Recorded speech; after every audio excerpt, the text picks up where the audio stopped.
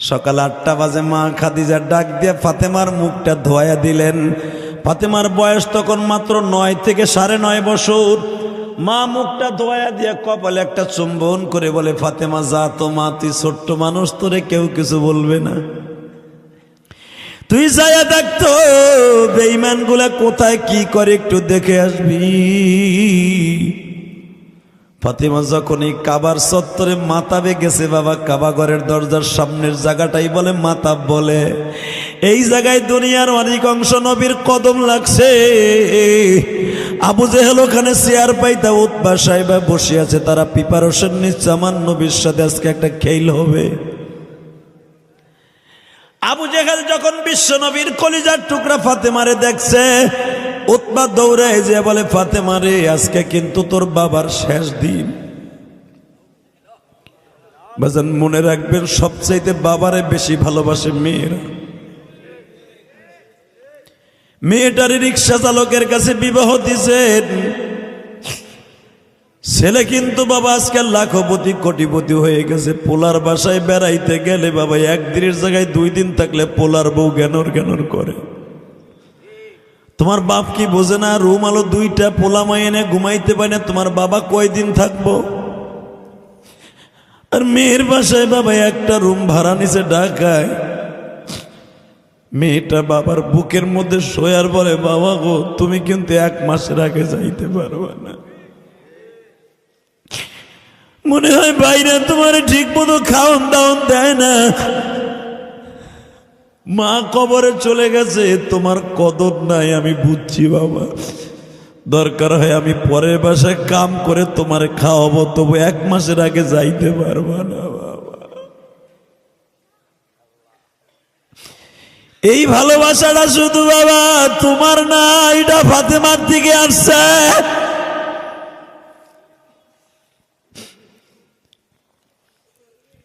তাইফের মাঠ থেকে যখন আমার নবী মায়ের খেয়ে আসছে বাবা, এখন চিল্লাবার কানবা। নবীর এই পিঠের মধ্যে বড় বড় গর্ত হয়ে গেছিল পাথরের আঘাত খেয়ে। বেঈমান গুলা বড় বড় লোহার কোটা দিয়ে নবীর পিঠের উপরে কোপ দিছিল পিছনের থেকে বাবা, এত বড় বড় গর্ত হয়ে গেছে। ওই গর্তটা পরিষ্কার করতো প্রতিদিন সকাল বিকাল 2 বার ফাতেমা। যখন বাজান তেনা দিয়ে এইভাবে ডলা দিত, গরম পানি দিয়ে স্যাবলন লাগাইয়া, আমার নবী লাভ দিয়ে উঠতো ব্যথার যন্ত্রণায়। ফাতেমা দেখতো ওই তেনা দিয়ে ডলা দিলে বাবায় কষ্ট পায়, সেখান থেকে ফাতেমার তেনা লাগাইতো না, জিব্বা দিয়ে সাইটে সাইটে পরিষ্কার করতো। আমার নবী পিছনের থেকে দেখতে বলতো, মারে তুই ভাবস আমি দেখি না? মা দুনিয়ার মানুষের চক্ষু 2টা, আমার চোখ আমার আল্লাহ 8টা দিছে, বুখারীতে আসছে এই হাদিস কানা। মা আমি সামনে যেমনি দেখি, উপরে সামনে দেখি, ডাইনে তেমনি দেখি, বামে দেখি, পিছনে একই রকম দেখি। মা তুই যে আমার মাজাটা শক্ত করে ধরিয়া জিব্বা লাগাইয়া চাইটা চাইটা পরিষ্কার করস রে মা, তোর কি একটু কোন রকম ঘৃণা লাগে না? ফাতেমা কাঁদে আর বলে, বাবা বাবা তুমি কি বললা?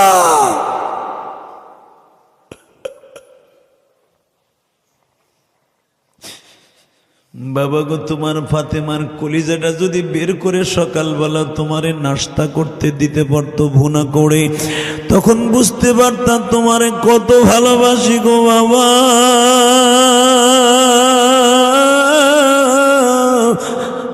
আমার নবী তখন একটা কথা বলছিল, যুবক ভাইরা রে, তোর মতো যদি সব দুনিয়ার সন্তানরা বাবা মারে এইভাবে ভালোবাসতো, না জানি ওই ফ্যামিলিটা কত সুন্দর হয়ে যাইত।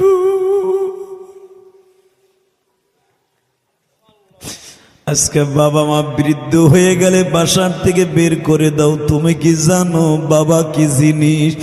অফাকিহাতাও ওয়া আব্বা, কোরআনে আল্লাহ বলেন অফাকিহাতাও ওয়া আব্বা। বাপ হলো তোমার জান্নাতের দরজা, তোমার মা হলো জান্নাতের সিঁড়ি। হে যুবক ভালো করে বুঝিস, হুমা জান্নাতুকা ওয়া নারুকা, মা বাবা তোমার জান্নাত, মা বাবা তোমার জাহান্নাম। বিশ্ব নবী বলে হুমা তাসনিয়ার সিগে, হুমা জান্নাতুকা ওয়া নারুকা, মা বাবা তোমার জান্নাত, মা বাবা তোমার জাহান্নাম। যুবক তোর পাও দুইটা ধরিয়া যায়, জান্নাত যদি দলিল করে দুনিয়ার থেকে যাইতে চাস, এই দুঃখিনী মারে আর দুঃখমিয়া বাবারে কোনোদিন কাঁদাইস না। উফি ওয়ালা তানহারহুমা ওয়া কুল লাহুমা কাওলান কারীমা। কোনদিন তোর ব্যবহারে যেন শব্দটা মায়ের মুখ দিয়ে বের না হয়, বাবার মুখ দিয়ে যেন বের না হয়। আমি ইলিয়াসুর রহমান জিহাদি গ্যারান্টি দিয়ে দিলাম, এইভাবে যদি বাবা মারে পালতে পারো, জান্নাত তোমার নামে দলিল হইয়া কবর থেকে যাওয়া। রোকানারে বলতেছে, রোকানা এদিকে আয়। রোকানা আসে না। বাজান রে, নবী আমার রোকানার বুকের উপরে একটা পাজরের উপরে থাবা দিলেন। রোকানার পাজরের উপরে থাবা দিয়া নবী আমার বাম হাত দেওয়ার উপরে উঠে ফেললেন। গো বাবা, এত একটা বিশাল দেহের মানুষ,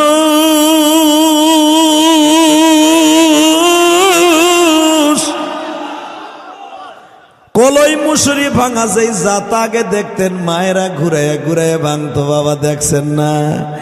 ওই জাতা কলের মতো নবী ওরে ঘুরাইতেছে গো। আবু জেহেল দেখে জাতা কলের মতো, জমার গম ভাঙার জাতা কলের মতো ঘুরায়। রোকানা তুই দি মাথার উপরে। উতবা বিন রুবিয়া বলে, এই যে সময় রে, মুহাম্মাদের উপরে তীর নিক্ষেপ করো পাহাড়ের উপর থেকে। এবার আওয়াজ দিও রে জাজিরার উলামা ইকরাম।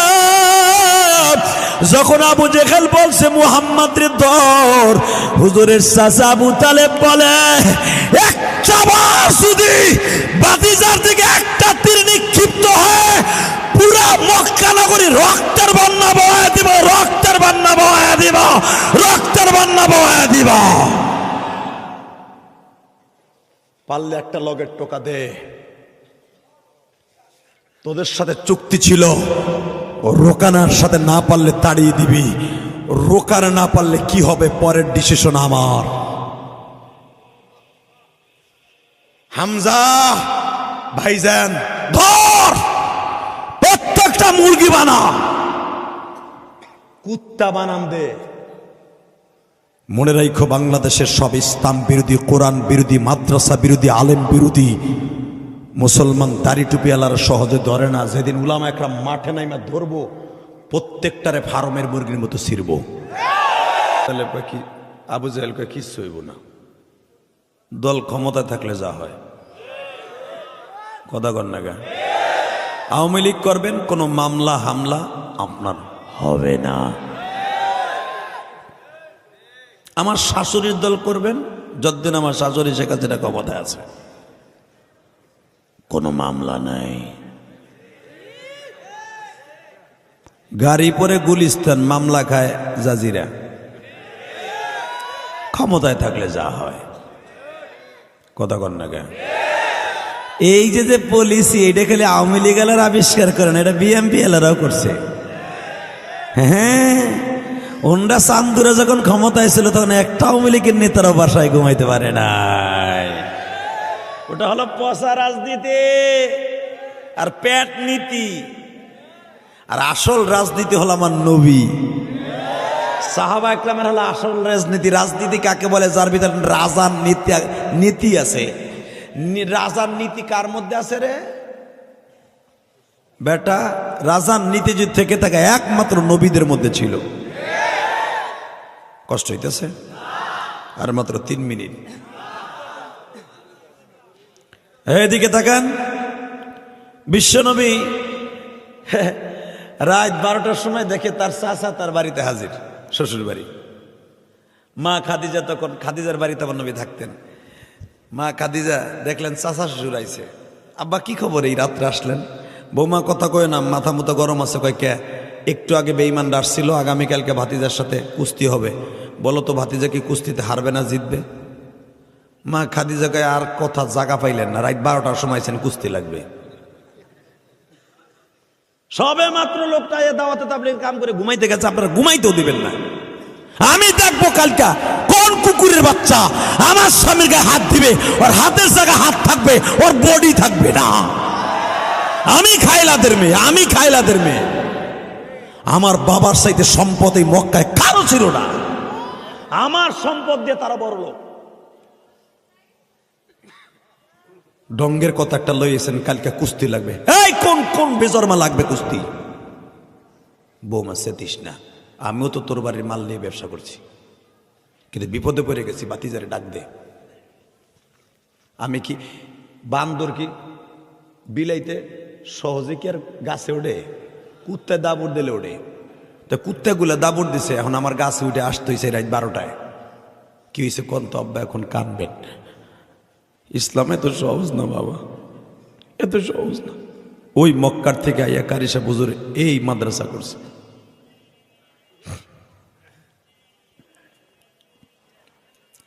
আমার বিশ্ব নবীর চাচা বললেন, বৌমা আগামীকালকে ভাতিজার সাথে কুস্তি লাগবে। ভাতিজা যদি না পারে রোকানার সাথে গো, এই দেশ থেকে ভাতিজারে তারা তাড়ায় দেবে, সিদ্ধান্ত হয়েছে। এই যে দেখো ইসলামের সাইন দিয়ে দিছি। মা খাদিজা বলে, আপনি কি উত্তর দিছেন? মা আমি উত্তর দিছি,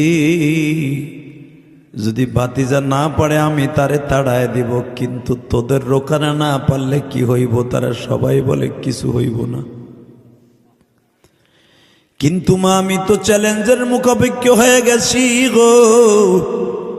বলো তো বৌমা, ভাতিজার সাথে পরামর্শের দরকার আছে না নাই? এই কথা চলতেছে, কথোপকথন হচ্ছে। ইন দি মিন টাইম আমার নবী দোতলার থেকে নিচতলায় নামতেছে। চাচাজি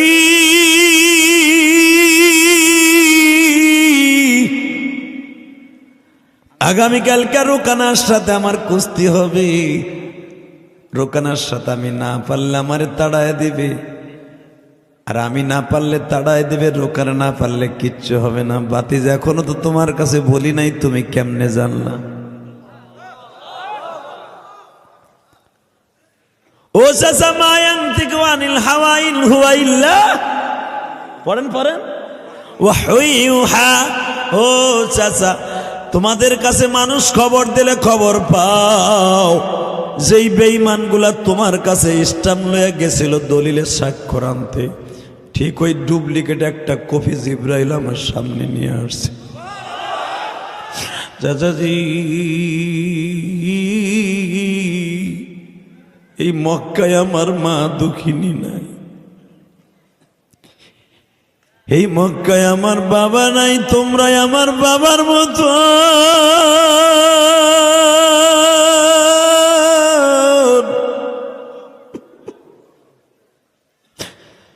শাশিরাই আমার মায়ের মতো।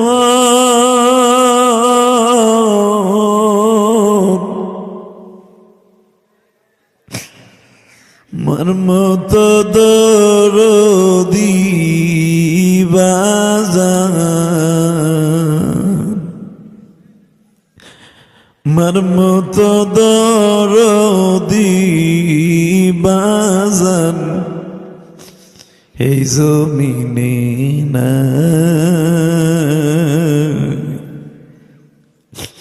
মাহারায়া কাদিয়ামি দেশ বিদেশে বা।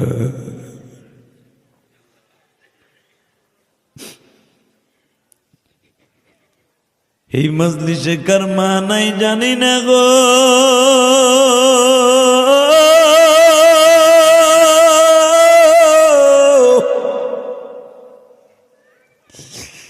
এই শরিয়তপুর জাজিরা থানায় এতিমখানা মাদ্রাসার মাঠে কে যেন মার কথা মনে করে এখন 2 ফোঁটা চোখের পানি ছেড়ে দিবা। ও দাড়ি বাঁকা বাজান রে,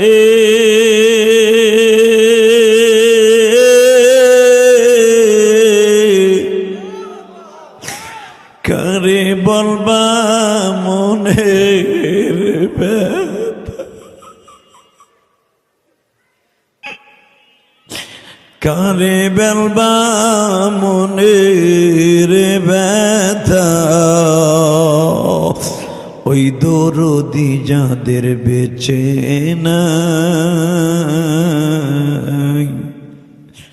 মালিক তুমি ভালো রাইখো জনম দুঃখী মা।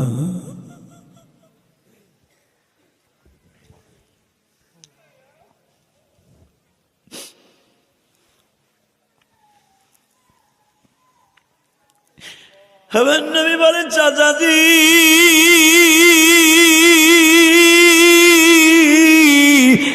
এই মক্কায় তো আমার বাবা নাই, আমার পক্ষে লাঠি ধরবে। আমার তো একটা বড় মেয়ে আছে, ছেলে নাই যে আমার পক্ষে লাঠি ধরবে। আমার মা নাই, অন্তত আমার সান্ত্বনা দিবে গো। ও চাচা আমি যদি ঠকিয়া যাই গো,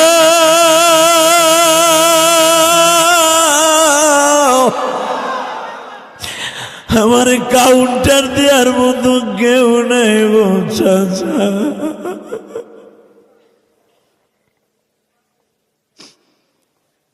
আবু তালেব কাফের হওয়া সত্ত্বেও কি বলে, বাবা এখন কানবা বাতিজারে,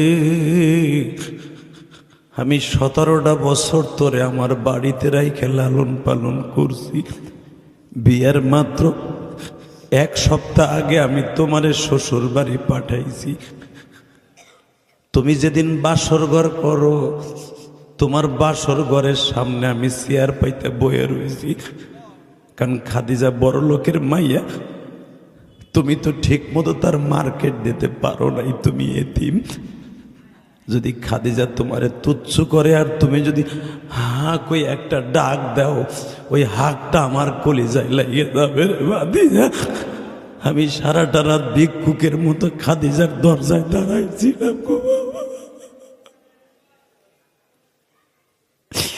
তুমি কি ভাবতেছো বাবা, জীবনে যদি চলিয়া যায় গো,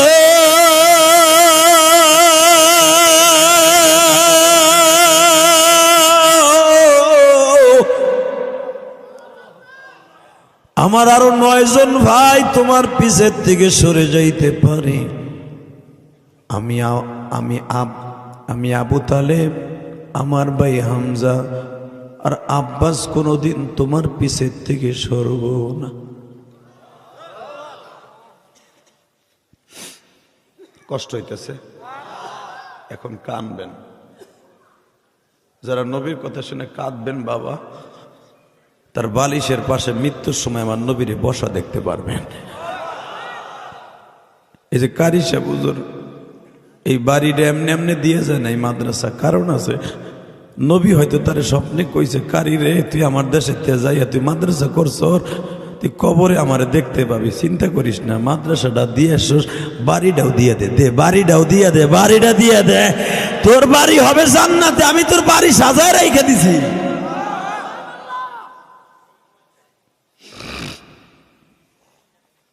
নাহলে বসত বাড়ি কেউ দেয়, তার ছেলেগুলো ওইভাবে বানাইতে হয়ে গেছে যে বিল্ডিং করতে জায়গা পাচ্ছে না, বাড়িটা দিয়ে দিছে।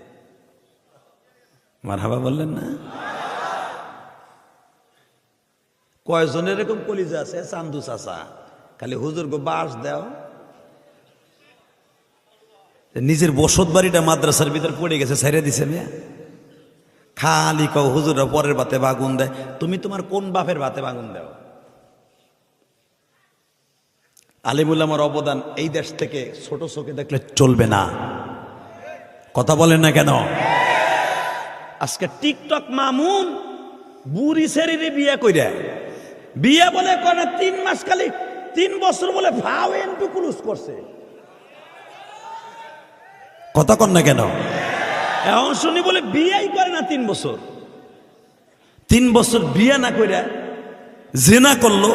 এই মামুন আজকে বুক ফুলাইয়া চলে, আর আমার কলিজার টুকরা মামুনুল হকরে জেলখানায় লুলা বানায় ফেললো। জল জ্যান্ত একটা মানুষ বাঘের মতো গুজাইছে, জেলখানায় ধরে নিয়ে গেল। 6 মাস পরে দেখি লুলা হয়ে গেছে। আলেম আমার আল্লাহর কাছে ডাক, কেউ জানে না আমার মালিক ছাড়া। আলেমদের ডাক আমার মালিক ছাড়া কেউ জানে না। যেই জমিনে আলেমের জেল জুলুম চলবে, আলেমের রক্ত ঝরবে, মুসলমানের রক্ত ঝরবে, ওই জমিন থেকে ইসলামের গাছ উদিত হবে।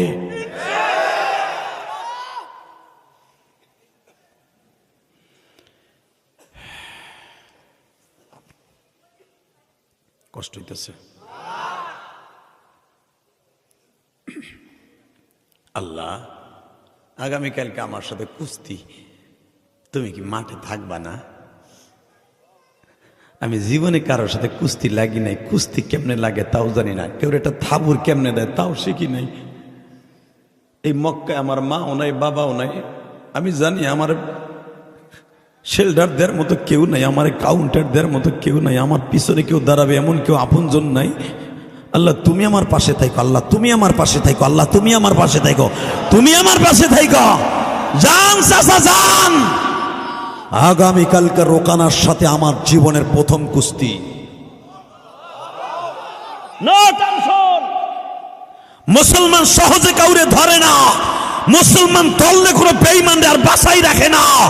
যদি আর একটা বার করে মুসলমানের গায়ে, হামাসের কোন সৈন্যের গায়ে হাত তোলা হয়, নিতানুহা কুত্তার বিরুদ্ধে সারা দুনিয়ার মুসলমান আন্দোলন ডাক আসছে, আন্দোলন করতে ঘরে বসে থাকবে না। কে কে রাজি আছো?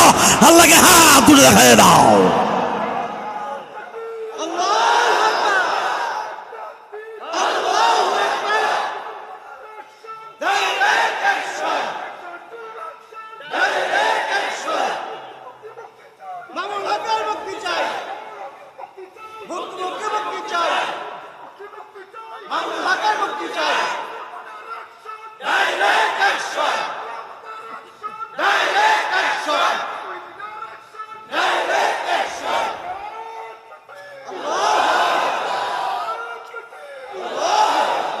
আল্লাহ আপনি কবুল করেন, জোরে বলেন আমিন। আরো জোরে বলেন আমিন। জীবন চাক আর থাক, একদিন তো মরণ হইয়াই যাবে। থাকতে পারবো? কেউ পারবো? ওই মরণটা মরতে চাই, বেঈমান গুলোর নিয়ে মরতে চাই। কাপুরুষের মতো মরবো কাবেড়া। মুসলমান কোনদিন কাপুরুষের মতো মরে না, ঘরে বসে মরলেও কাপুরুষের মতো মরবে না। মুসলমানের মৃত্যু হবে শাহাদাতের সুদার পান করার অবস্থায়। কষ্ট হইতেছে? তাকান এই দিকে। চাচা আগামীকালকে হবে, যান। বাতিজা পারবা? এই মাইকটা বারবার আসে আর যায় কেন? কি ও কি পাইছে? কি এই মগাটাই ফেলে ঢুকছে কে, আবার বাইরে হইতেছে কে? এবার ধাক্কায় সরা, ডিস্টার্ব। আল্লাহ ইলান কে এখন আসেন, রাইতের ওয়াজ তো এই গেল। আল্লাহ কবুল করে, জোর করে আমিন। এত ডিস্টার্ব ছাতা জানলাম আইতামি না। কষ্ট হইতেছে? মাঝে মাঝে একটু কই কেন জানেন, ঘুম খেদাই। এই যে এক চাচা বই, এই যে গালটা কাইট করে নালাইতেছে, ওই চাচা